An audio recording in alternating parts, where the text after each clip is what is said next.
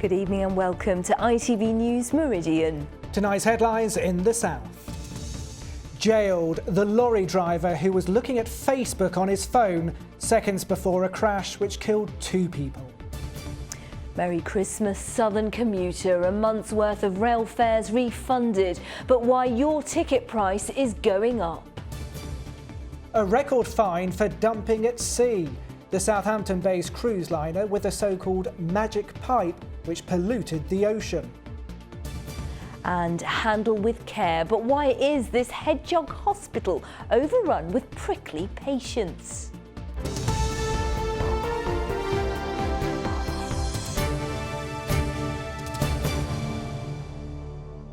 Good evening.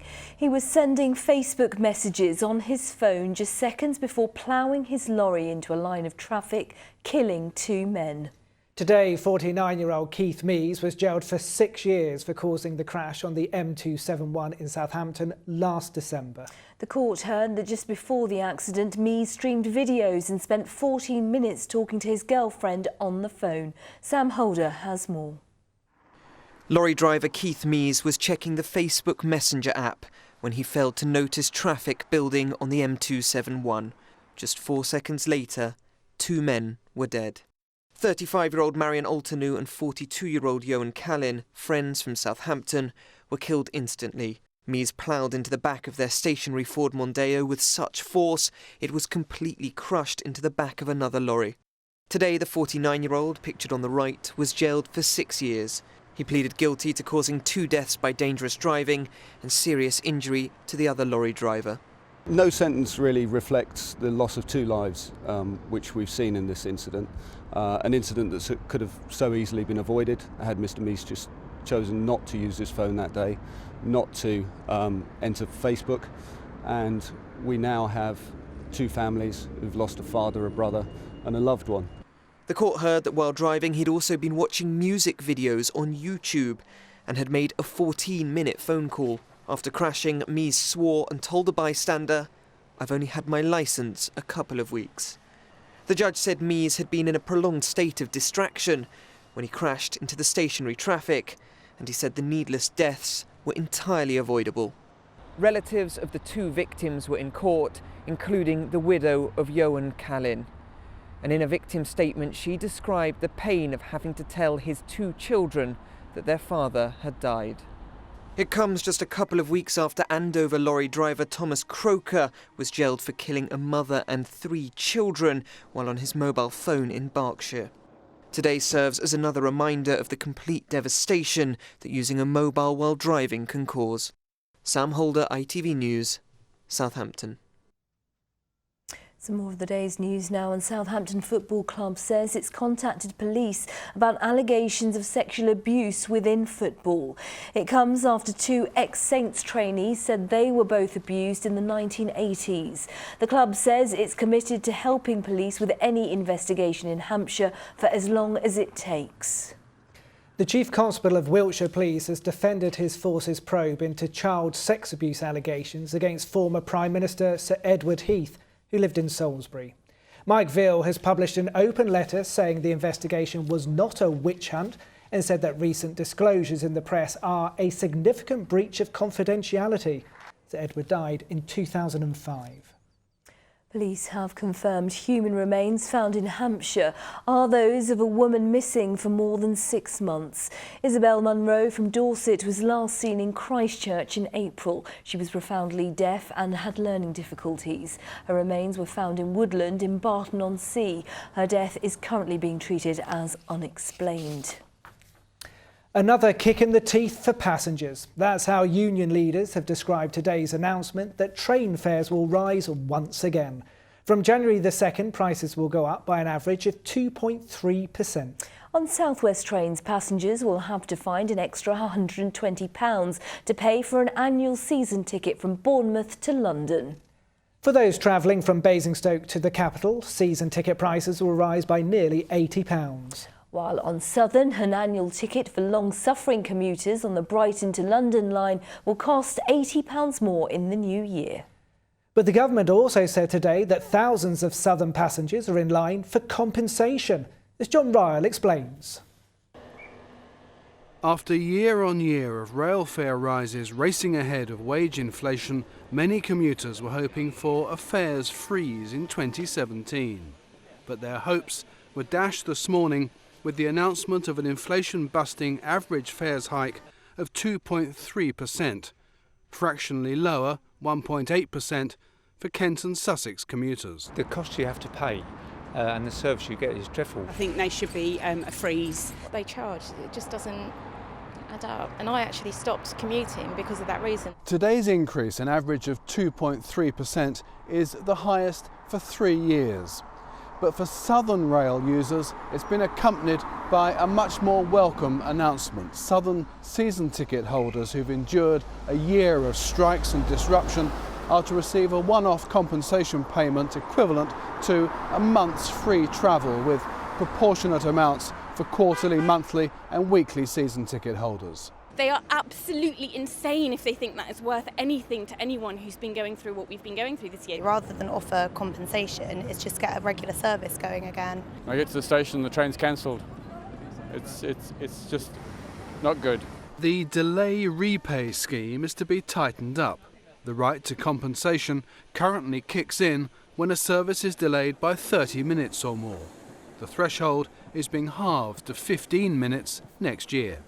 Two really welcome bits of news: a one-off 1 month rebate for season ticket holders from 2016, and the delay repay threshold whereby you can get money back if your train's late comes down from 30 minutes to 15. Both of those are great, but we really want the trains on time, please. We've been calling for a fares freeze, which hasn't been delivered. It's great that there's some compensation, so the government are recognising that something needs to be done. Ultimately, what passengers want is reassurance that the disruptions are not going to continue, and we've not had that today. So some bad news and some better news for the region's commuters today, but there's no sign of the new year delivering a new start on Southern Rail. The RMT and ASLEF too have announced strike days this month and next in the continuing dispute over the future role of train guards. John Ryle, ITV News. Jacqueline Starr from the Rail Delivery Group represents the train companies. Now, this is really just going to drive more people off public transport, isn't it? Of course, that's not what we want to do at all. It's absolutely absurd to suggest that we want to put people off choosing rail as their first choice of travel. We are investing a significant amount of money into the railway, so £50 billion worth of modernisation work is currently taking place. And at the same time as doing that, we're trying to make sure that customers are getting the service that they need and want. And those come down to simple things like comfortable seats, on-time service, and being able to pay the fare that they believe they should be paying, and transparency around that. But with this increase, isn't there a danger here? You're making rail a rich person's mode of transport. Many people effectively priced out. Government regulate the prices, and so that's a matter for government in terms of the increase. Of course, the operating companies want to attract more people into the railways, and there's £1 million every hour, every day, 365 days going into the railways to give the service that our passengers need and want from us. OK, you talk about investment there, but what about the here and now? Those commuters who have to put up with trains arriving late and overcrowded day after day. Well, imagine you're renovating an old property and living in it at the same time. There's going to be an element of disruption. It's not what we want our passengers to experience on a daily basis, but it's important for us to continue to drive these improvements to give them the service that they're asking for. Let's talk about Southern. The increased compensation you're offering will be welcome in some respects, but I guess you take the view you'd rather not be having to offer it in the first place. Well, we never want passengers to experience disruption, but we welcome the government's gesture today in terms of returning what amounts to a month's worth of season ticket costs, so that gesture identifies that government control and regulate those fares. That's a welcome gesture for our passengers. Can you see any end in sight to this mess at Southern? As I said, we are working extensively on a modernisation programme to the tune of £50 billion, which will ultimately provide our passengers with the service that they need and asking for. We're working to give them the basics around comfortable seats, best fare and on-time service. Jacqueline Starr, thank you very much for joining us. Thank you. And you can see how your ticket price is affected by going to our website. The details coming up. You're watching ITV News in the Meridian region. Thank you for choosing us. Coming up. It's just horseplay as the son of former Southampton star Mick Shannon lifts the lid on his father's controversial style of management. For more on all of our stories, you can head to itv.com/Meridian. Any views or news, call us on 0808 1010 095 or get in touch via Facebook, or you can send us a tweet at ITV Meridian.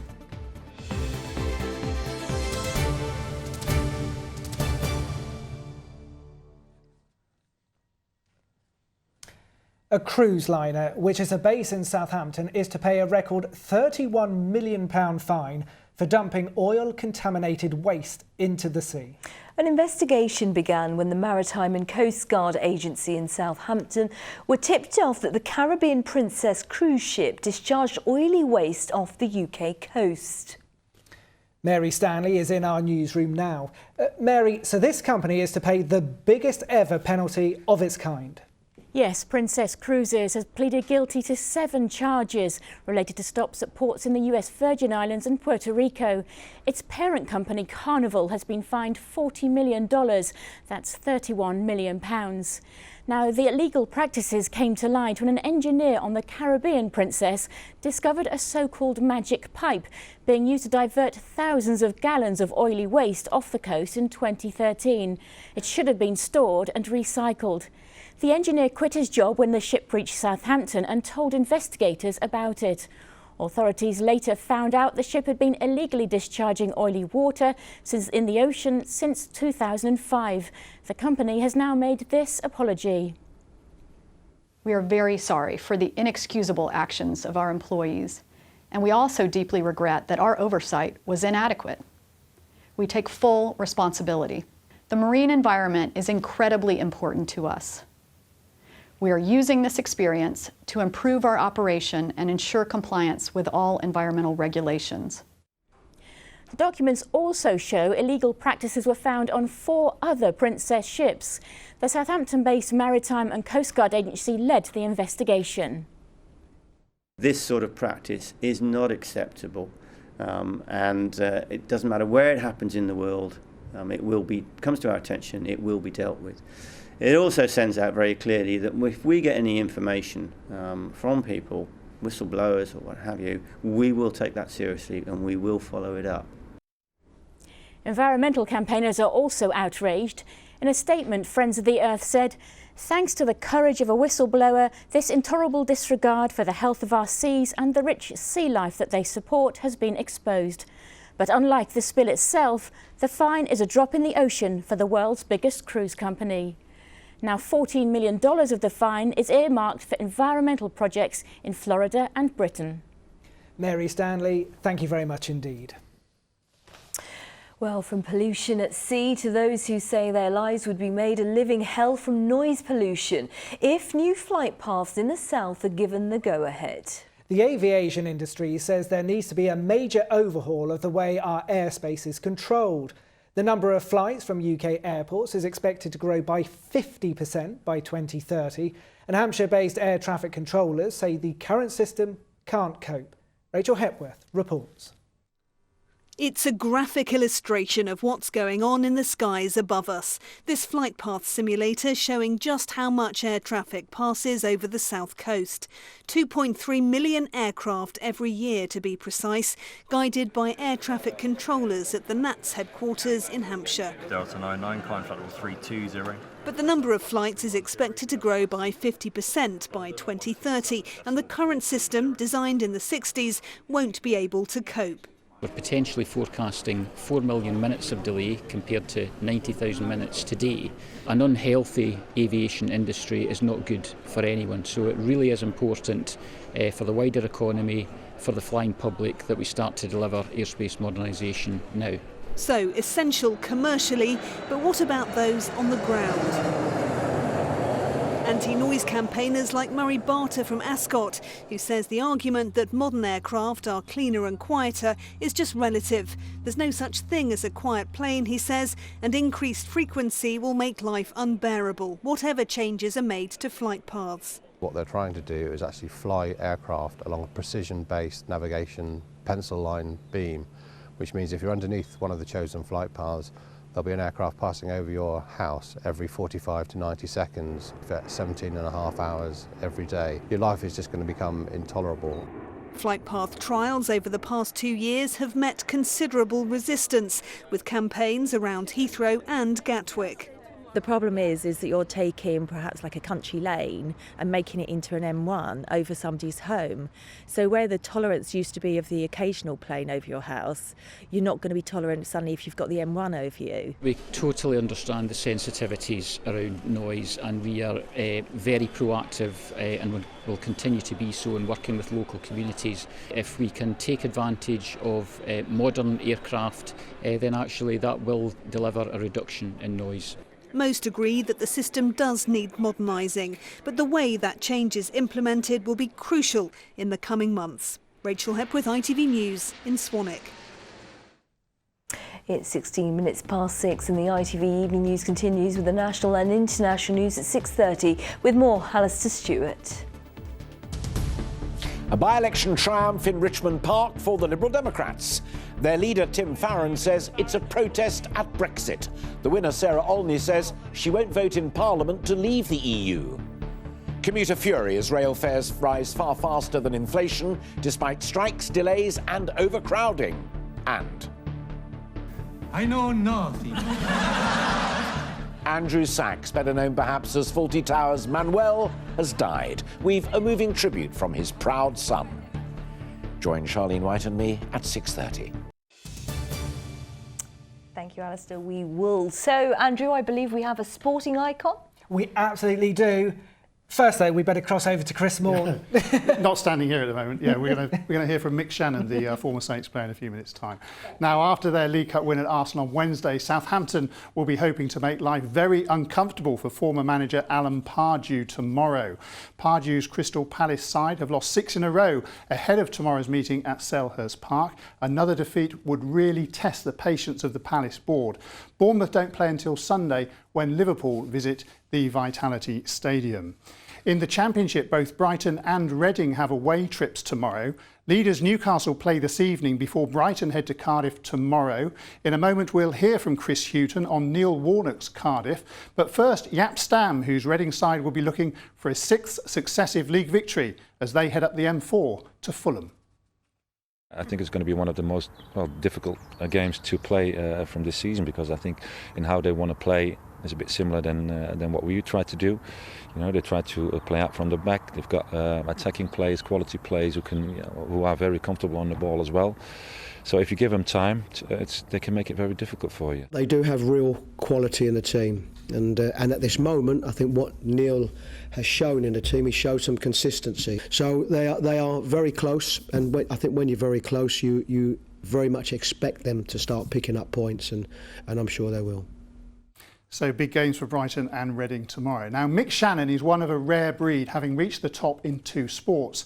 As a footballer, a former England international who's remembered fondly at Southampton and even Portsmouth before he switched to horse racing. But in a new book, he's described as grumpy, foul-mouthed and short-tempered. And the author of the book should know it's his own son. Mike Hall has been to West Ilsley to speak to the Shannons.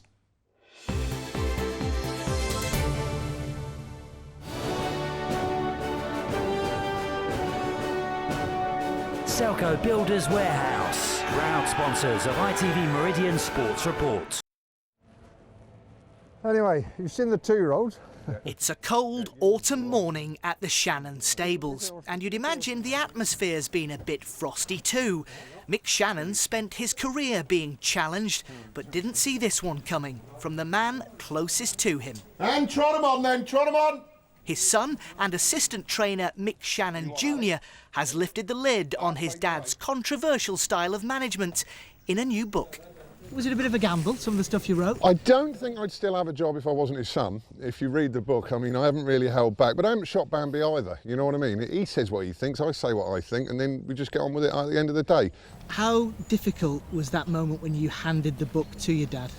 That was horrible, because he didn't even know I'd been writing it. The book, How's Your Dad?, offers an insight into the relationship between father and son. Keegan, Shannon. A father who's a sporting legend in both football and racing, a son struggling to follow in his illustrious footsteps. While he clearly idolises his dad, Shannon Jr.'s delivered some harsh home truths, describing him as foul-mouthed, short-tempered and controlling. Are you happy with the way you've been portrayed? As far as I'm concerned, I haven't got a problem with it. If you know me, I mean, I'm pretty spontaneous and I can have a row with you or a disagreement with you and I forgot it the next minute. And that's the way a lot of the things happen. And if he sees it and he puts it in writing, it sounds a lot worse. That's the generational thing. I think that people are a lot more sensitive these days, I think. And the only thing we disagree on is sometimes the arm can go round a young jockey or a young, whereas he's always getting the big stick out. What's he like? Just see him move. Go on. Go on, son. How would you describe your relationship? Well, you describe it first, and then we can have an argument. Yeah, well, he works for me, as simple as that. Huh? And he's also your son? Absolutely. I always thought we had a very good relationship until I read the book. The pair began working together 8 years ago when Shannon Sr. was seriously injured in a car accident. It meant Junior calling time on his TV career, which included a colourful few years with ITV News. Why was it so brief? Well, you were in the office with me quite a lot of the time as I lurched from one cock up to I know why it was so brief. So, I mean, what did it mean to you today? It wasn't really the performance, was it? No, but the performance was but I think it was fantastic. As I lurched from one cock up to another. Yeah. Thanks, Mick. Thanks, Mick. Yeah, really good job there. Just things like that just never seem to go right for me. Thankfully, he's found a more stable career. Side by side, the Shannons are building a formidable partnership in the world of racing. We just get on with it, He doesn't know how much I love him, and and vice versa. But we've got respect for each other in some sort of way. Let's put it that way. He might not agree with me in lots of things, so he's obviously wrong. It looks like they'll agree to disagree, which at the very least could make for an entertaining second book. Mike Hall, ITV News, West Ilsley.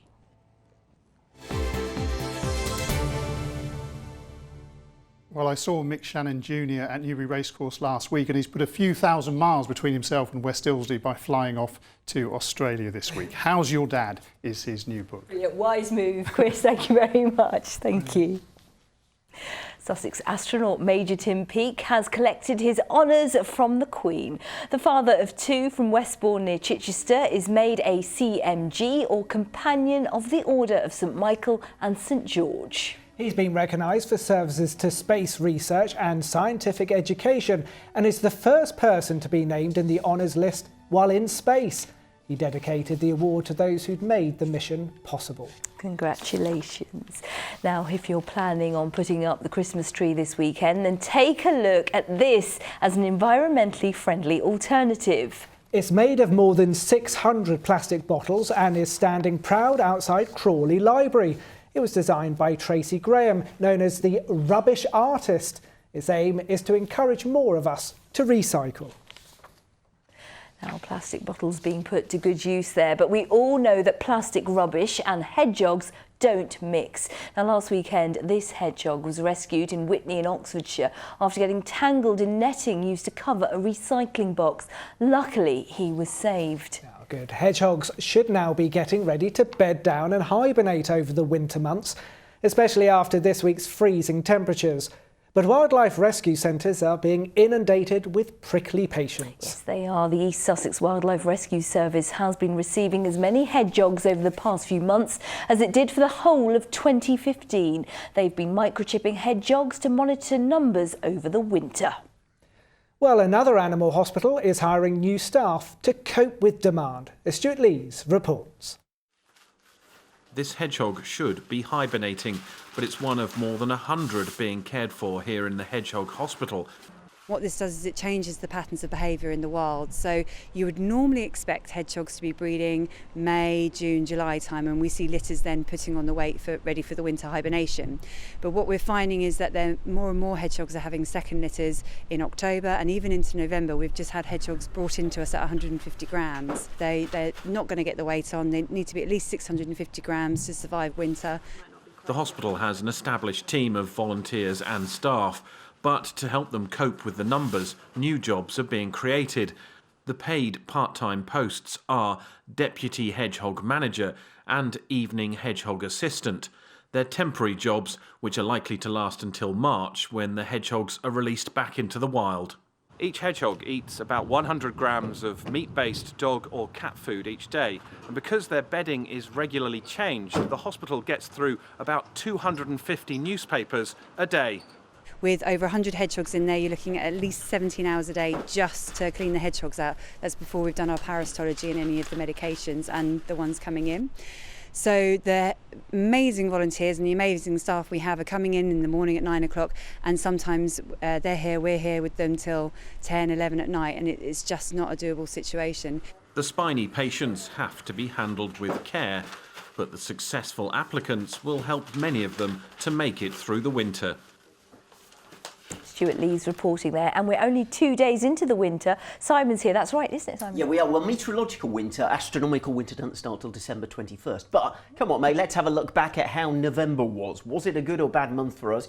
Well, gorgeous picture here that Steve Worrell, who took the picture, has called Sussex Frozen Lamb for the obvious reasons, to illustrate sunshine. In your average November, we get 64.8 hours. What do you reckon, higher or lower this year? Lower, I think. Lower, no, a quarter higher, 24% extra, 80.3 hours. Lovely bit of dampness here from Andrew Cook in Parkgate. This, of course, to illustrate rainfall. In your average November, you get 88.5 millimetres of rain. What do you reckon, higher or lower this year? Oh, it was high. We had quite a wet one, didn't we? We did 17% extra, 103.5 millimetres. And as far as autumn goes itself, your average autumn temperature was up by 0.4 of a degree, so slightly warmer than normal. We had 8% more sunshine than average and 3/4 the usual rainfall. So overall, autumn was pretty good. Oh, thank you. Right, let's have a look at the weekend with our Simon.